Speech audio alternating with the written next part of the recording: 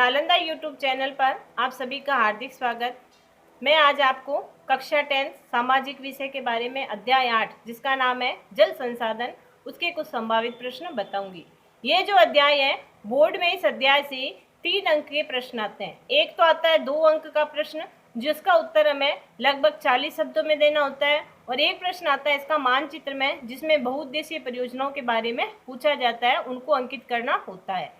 तो मैं आज इसके कुछ संभावित प्रश्न बताने जा रही हूँ। सबसे पहले जल संसाधन। संसाधन किससे कहते हैं? यानी कि वे प्रत्येक वस्तु जो हमारी आवश्यकताओं की पूर्ति करती है संसाधन कहलाती है, और इसमें हम जल संसाधन के बारे में पढ़ रहे हैं। जल जो कि प्रकृति की एक अनुपम देन है। वैसे तो हमारे भूभाग पर 71% भूभाग पर जल है, 29% भाग पर स्थल है। 71% भाग जल में से 97% यानी कि 97% जल है वो महासागरों में खारे रूप में पाया जाता है। मात्र जो 3% जल है वो ही उपयोग की योग्य है। उसी में से 69 यानी कि 69% जल है वो हिम के रूप में, बर्फ के रूप में होता है, बर्फ के रूप में होता है, और 1% जल है वो ही सिर्फ हमारे पीने के योग्य या फिर अपन कह सकते हैं सिंचाई के योग्य या आर्थिक क्रियाओं के लिए उपयोग में लिया जाता है, क्योंकि 30% जल है वो भूमिगत जल स्तर के रूप में होता है। तो मानव के लिए जो उपयोगी जल है या जो काम आने वाला जल है वो मात्र 1% जल है। तो हमें जल का संरक्षण करना चाहिए। इसमें हम जल संरक्षण की कई विधियों के बारे में उससे संबंधित क्वेश्चन पढ़ेंगे। तो सबसे पहले जल का उचित प्रबंधन क्यों आवश्यक है? तो वर्षा जल का अधिकांश भाग है वो नदियों के माध्यम से समुद्रों में व्यर्थ चला जाता है। इस व्यर्थ होने वाले जल का उचित प्रबंधन बढ़ती जनसंख्या की मांग की पूर्ति हेतु एवं मानसून की अनियमितता व सूखे तथा अकाल से निपटने के लिए जल का उचित प्रबंधन आवश्यक है। नेक्स्ट प्रश्न है कि केंद्र सरकार के द्वारा कौन कौन सी बहुउद्देशीय परियोजनाएं संचालित की जा रही है? तो केंद्र सरकार के द्वारा संचालित परियोजनाओं में भाखड़ा नागल परियोजना, रीढ़ परियोजना, दामोदर परियोजना, हीराकुंड, कोसी, टिहरी आदि परियोजनाओं का संचालन किया जाता है।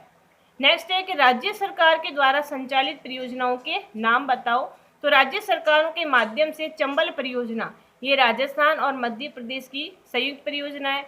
नागार्जुन सागर परियोजना ये आंध्र प्रदेश की परियोजना है। तुंगभद्रा परियोजना ये आंध्र प्रदेश व कर्नाटक की संयुक्त परियोजना है। सरदार सरोवर ये गुजरात, मध्य प्रदेश और राजस्थान की संयुक्त परियोजना है। मयूराक्षी तथा फरका परियोजना ये पश्चिम बंगाल की है, और माही गुजरात व राजस्थान की। ये सारी परियोजनाएं वो राज्य सरकार के द्वारा संचालित की जाती है। इन्हीं परियोजनाओं में से कुछ एक जो परियोजना है वो मानचित्र में भी पूछ ली जाती है। नेक्स्ट क्वेश्चन है भाखड़ा परियोजना पर टिप्पणी लिखिए।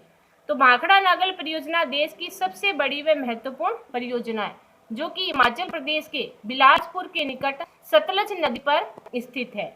यह राजस्थान हरियाणा सरकार की संयुक्त परियोजना है। इस परियोजना पर 2 बांध बने हैं। पहला है भाखड़ा जो कि सीमेंट तथा कंक्रीट से निर्मित विश्व के सीधे खड़े बांधों में सबसे बड़ा बांध है। इनकी सबसे बड़ा बांध कौन सा है? भाखड़ा बांध। दूसरा नागल बांध, यहाँ जहाँ से सिंचाई के लिए नहरों का निर्माण किया गया है। नेक्स्ट प्रश्न है हीराकुंड बांध परियोजना की विशेषता बताइए। तो हीराकुंड परियोजना उड़ीसा राज्य में स्थापित की गई है जो कि महानदी पर, उड़ीसा की महानदी पर स्थित है। ये विश्व की सबसे लंबा बांध है। इसकी लंबाई 4801 मीटर है। इससे 810 करोड़ घन मीटर पानी इकट्ठा होता है और इस पर 4 विद्युत ग्रहों का निर्माण किया गया है। नेक्स्ट और मोस्ट क्वेश्चन है कि इंदिरा गांधी नहर की विशेषता बताइए। तो ये एशिया की सबसे बड़ी मानव निर्मित नहर है और इसकी कुल लंबाई 649 किलोमीटर है। इस नहर से 17.41 करोड़ हेक्टेयर भूमि पर सिंचाई की जाती है, और ये जो नहर है ये परियोजना राजस्थान में कृषि व रोजगार में वृद्धि हुई है, और इस नहर के माध्यम से विभिन्न कस्बों व शहरों का पेयजल भी उपलब्ध करवाया जाता है। राजस्थान की प्रमुख जल परियोजनाओं के नाम बताइए। तो राजस्थान की प्रमुख जल परियोजनाओं के नाम में चंबल घाटी परियोजना, इंदिरा गांधी परियोजना, माही बजाज सागर परियोजना, बिसलपुर आदि राजस्थान की प्रमुख परियोजनाएं हैं। नेक्स्ट क्वेश्चन है कि राज्य में जल संरक्षण की विभिन्न विधियों का नाम बताइए तथा उनका वर्णन। तो राजस्थान में परंपरागत जल संरक्षण की अनेक विधियां प्रचलित है, जिसमें सबसे प्रचलित विधि है बावड़ी।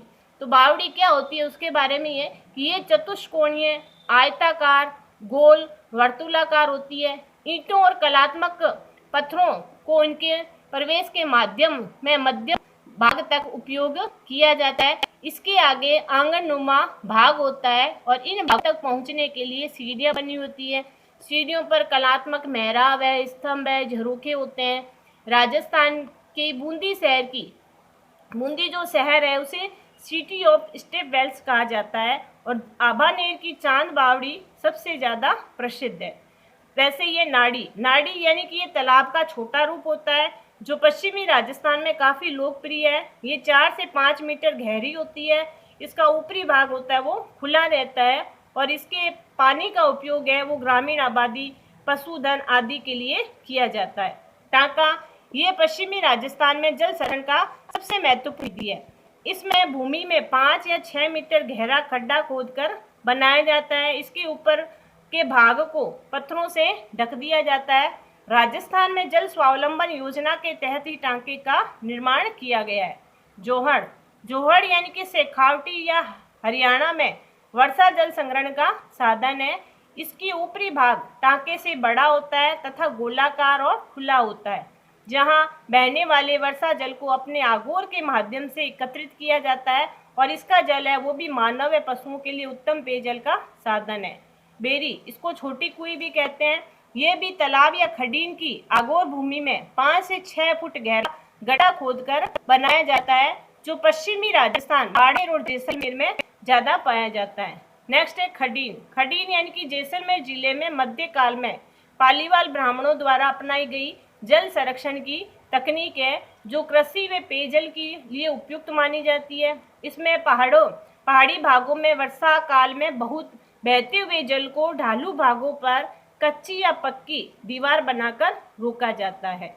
नेक्स्ट क्वेश्चन है कि जल स्वावलंबन की आवश्यकता क्यों है। तो वर्तमान में भूमिगत जल का स्तर निरंतर गिरता जा रहा है। स्थानीय जल स्रोतों की दुर्दशा हो रही है, जैसे कुएं हैं, बावड़ी है, तालाब है, ये सारे जर्जर अवस्था में। बड़े बड़े बांधों में मिट्टी व गाद बढ़ गई है। साथ ही जनसंख्या वृद्धि से ये जल संकट और भी अधिक गंभीर हो गया है। अतः जल का समुचित प्रबंधन करना आवश्यक है। इसी हेतु जल स्वावलंबन की आवश्यकता है। नेक्स्ट क्वेश्चन है जल स्वावलंबन योजना का मुख्य उद्देश्य बताइए।